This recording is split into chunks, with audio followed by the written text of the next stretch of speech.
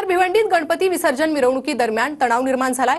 मिरवणुकी दरम्यान धक्काबुक्की झाल्याची ही माहिती मिळते। जमावाला पांगवण्यासाठी पोलिसांनी सौम्य लाठीचार्ज केलाय, तर पोलिसांनी काही संशयितांना ताब्यात देखील घेतलंय।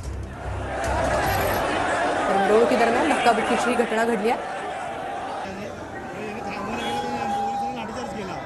भिवंडीत मंगळवारी दुपारपासून गणेश विसर्जन मिरवणुका शांततेत पार पडत असताना रात्री 12:30 वाजताच्या सुमारास भिवंडी शहरातील बंदरपट्टी नाका परिसरात काही दोन गटांमध्ये धक्काबुक्की होऊन त्यातून हाणामारीची घटना घडली आणि त्यामुळे या संपूर्ण परिसरात तणावाचं वातावरण निर्माण झालं होतं। त्या तणावामुळे मोठा असा जमाव या परिसरात हिंदुत्ववादी संघटनांच्या नेतृत्वाखाली जमावून त्यांनी जोरदार अशी घोषणाबाजी केली होती आणि त्यानंतर या संपूर्ण परिसरामध्ये मोठा असा पोलिसांचा पोचपाटा आला होता। त्यावेळेस झालेल्या लाठीमारामध्ये काही नागरिक सुद्धा जखमी झाले, तर नागरिकांनी काही केलेल्या दगडफेकीमध्ये एक पोलीस सुद्धा रात्रीच्या सुमारास जखमी झाल्याची माहिती मिळते।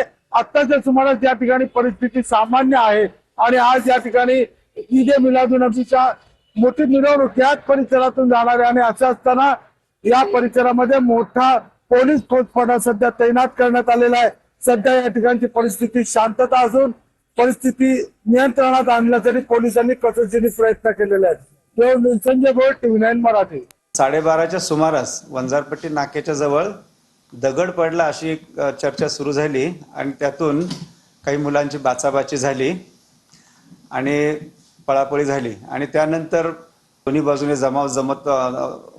तिथे जमायला सुरुवात झाली आणि वातावरण तणावग्रस्त झाल्यामुळे पोलीस अधिकारी जे तिथे उपस्थित होते त्यांनी तो जमाव पांगवला। या अनुषंगाने आम्ही संबंधितांवर गुन्हे दाखल करत आहोत आणि येथील जे फॅक्ट्स आहेत त्याही सर्व फाइंड आउट करून जे दोषी आहेत त्यांच्यावर स्ट्रॉंग ॲक्शन घेतली जाईल।